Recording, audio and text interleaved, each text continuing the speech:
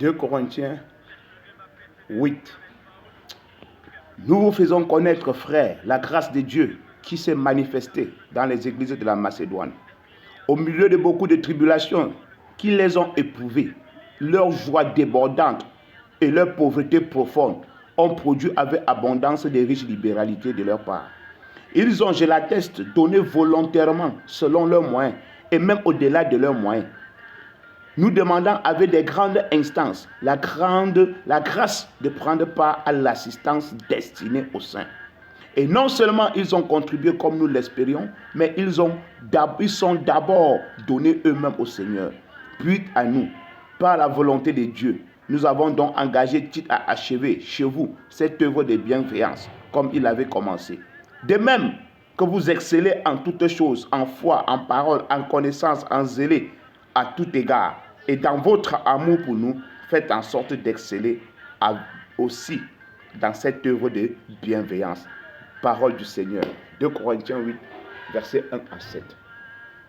Les Macédoniens. À chaque fois que je lis ce texte bien-aimé, tout d'abord, je vous souhaite encore une fois de plus la bienvenue. Depuis mon ciel au ministère ecclésiastique du salut. Ah, quel moment encore de partager avec la lumière. Ah oui, à chaque fois que nous communions avec la parole de Dieu, nous communions avec la lumière. Et cette lumière forme simplement notre vie et nous délivre tout ce dont nous avons besoin. Les Macédoniens. Ce texte, j'apprends toujours. Il y a tellement à dire dans ce texte. Ce texte est tellement, les paroles sont tellement prolifiques que quand nous regardons même l'histoire de ce texte, la continuité est une réalité dans la vie de tout un chacun de nos jours qui veut quitter sur toute forme d'oppression, des efforts, des manques, que ce soit matériel comme financier. Les Macédoniens. Bien aimé, la Bible nous comprend que ces gens-ci, à l'église de la Macédoine, il y avait des pauvres. Et à chaque fois, parce qu'ils avaient compris une chose, la relation avec Dieu, c'est une relation de contribution. C'est un peu une relation de parrainage. Ils avaient compris que le pauvre restera toujours pauvre aussi longtemps qu'il choisit de recevoir que de donner. Ils ont compris que si rien ne quitte leur vie pour le ciel, rien ne quittera le ciel pour leur vie. Ils ont compris cette relation, ce service avec Dieu. Et la Bible nous fait comprendre, non seulement comme on les observait comme des pauvres, on avait dit que non, vous ne participez pas à la contribution. Vous devez comprendre, bien aimé, depuis la nuit des temps, l'Église a toujours fonctionné à travers des contributions. Le royaume de Dieu a toujours fonctionné à travers des enfants de Dieu qui ont compris et qui contribuent à l'avancement de ce royaume. Et Dieu les bénit davantage. Donc, ils avaient accepté de pouvoir contribuer. C'est ce que la Bible nous dit. On dit que non seulement quand la Bible dit qu'ils sont pauvres, ils étaient pauvres. Ça, franchement, si la Bible dit qu'ils sont pauvres, ils étaient pauvres. Mais on dit que dans la pauvreté, ils étaient dans la joie. C'est-à-dire leur condition, premièrement, n'a pas défini leur état d'esprit. Leur condition, premièrement, n'a pas défini comment ils devaient paraître. Ils le définissaient par leurs humeurs.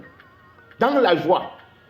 Non seulement ils ont dit de nous empêcher pas de donner, parce que celui qui t'empêche de donner t'empêche aussi de recevoir. Ils ont dit que non, laissez-nous contribuer. Bien aimé, on peut toujours faire avec ce qu'on a, là où on est. On a toujours quelque chose. Tu ne peux pas dire que tu n'as pas. Tu as quelque chose que tu peux utiliser pour avoir ce que tu as besoin. Et ce texte nous fait comprendre, non seulement ils ont donné au-delà de leurs attentes, comme on attendait, mais ils ont donné encore au-delà de ce qu'on attendait d'eux.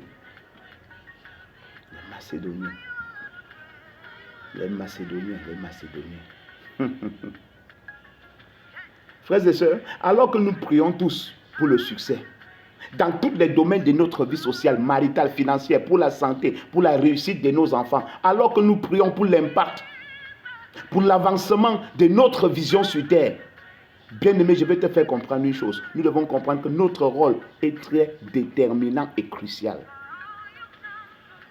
Elle est déterminante et cruciale. Parfois, l'obstacle n'est pas Satan, mais l'obstacle, c'est notre attitude. Ah oui, c'est notre attitude. Nous ne jouons pas notre partition. Par exemple, lorsque nous nous attendons toujours à recevoir le soutien des autres, alors que nous n'avons pas nous-mêmes ce que nous soutenons. Ce n'est pas un esprit du royaume de Dieu. Non, non, non, non. Ce n'est pas un état d'esprit des enfants de Dieu. Ce qui nous rassemble, c'est le don. Dieu nous a tant aimés, il a donné Jésus-Christ. Aujourd'hui, nous sommes rassemblés à cause d'un don. Ce qui fait l'essence même d'un enfant de Dieu, c'est le donner. C'est l'aide.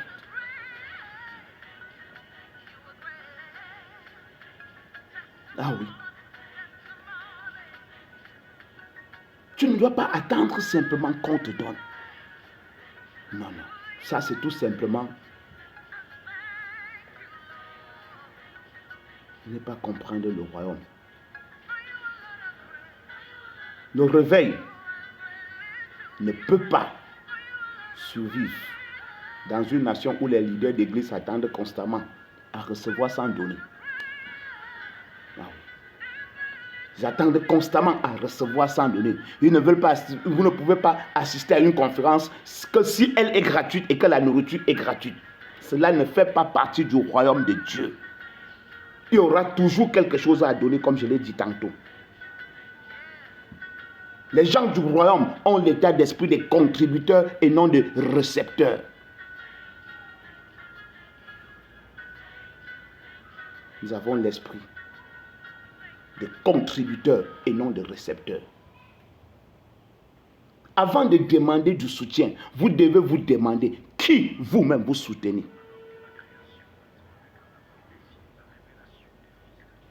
Le royaume de Dieu, l'Église, grandit grâce aux contributions, au partenariat et non au parrainage. Lorsque nous nous attendons des autres qu'ils portent nos fardeaux, alors que nous ne portons pas les fardeaux de qui que ce soit, où que ce soit, c'est simplement de l'égoïsme. Tu t'attends qu'on porte ton fardeau, mais tu ne portes le fardeau de personne, où que ce soit. Les églises en Afrique, toujours demander de l'aide à l'extérieur, toujours prendre la position de recevoir. Le réveil ne peut pas subsister dans une telle nation. Même dans la vie d'un individu qui prend toujours la position de recevoir, attendre qu'on te parraine. Mais tu ne contribues en rien. C'est de l'égoïsme. Avant de dire Seigneur, aide-moi, tu dois te poser la question. Oh Dieu, aide-moi. Tu dois te poser la question. Premièrement, à quoi suis-je utile dans la maison de Dieu? Quel est mon apport dans ce royaume auquel j'appartiens? Quelle est mon utilité? Je sers à quoi? Quelle est mon utilité? Je sers à quoi? Quelle est la partition que je joue dans ce morceau pour avancer le royaume de Dieu sur la terre? Bien-aimé, Dieu n'est pas un parraineur. Il travaille en partenariat. Et dans la relation du partenariat, il y a ce qu'on appelle la responsabilité individuelle. Un rôle que tu dois jouer. Un rôle que tu dois jouer. Quel est ton rôle dans la maison de Dieu que tu demandes de l'aide tous les jours? Comment est-ce que tu accompagnes son royaume? Comment est-ce que tu soutiens son serviteur? Pour que l'œuvre que tu as remise entre ses mains avance. Bien-aimé,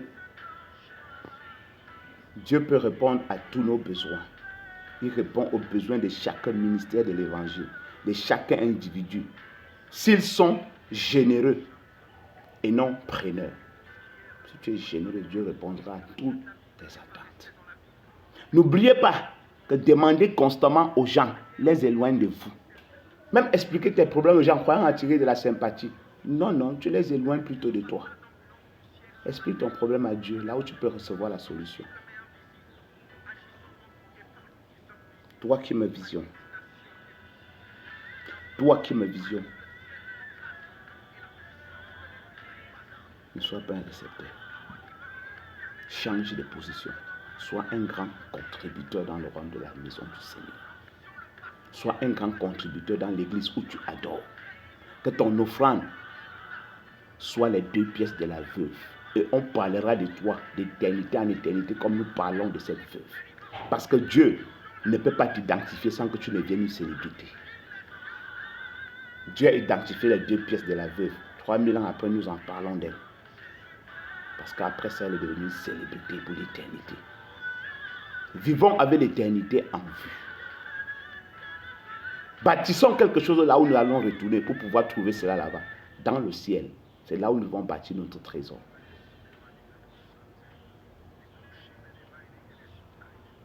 Quelle est ta contribution dans la maison de Dieu? Seigneur, aide-moi. Seigneur, aide-moi. En quoi aides-tu le royaume de Dieu, le ministère où Dieu t'a placé, pour que son œuvre avance, pour que le but remis entre les mains de ton pasteur avance? C'est de ça qu'il s'agit. On va nous mesurer avec la mesure que nous nous sommes servis. La terre ne nous donnera que ce que nous l'avions donné. Que le Seigneur vous bénisse. Et que toi qui me visionnes, l'esprit des contributeurs, arrête d'attendre qu'on te parraine, mais sois aussi un parrain. Qu'il en soit ainsi pour toi, au nom de Jésus-Christ. Amen.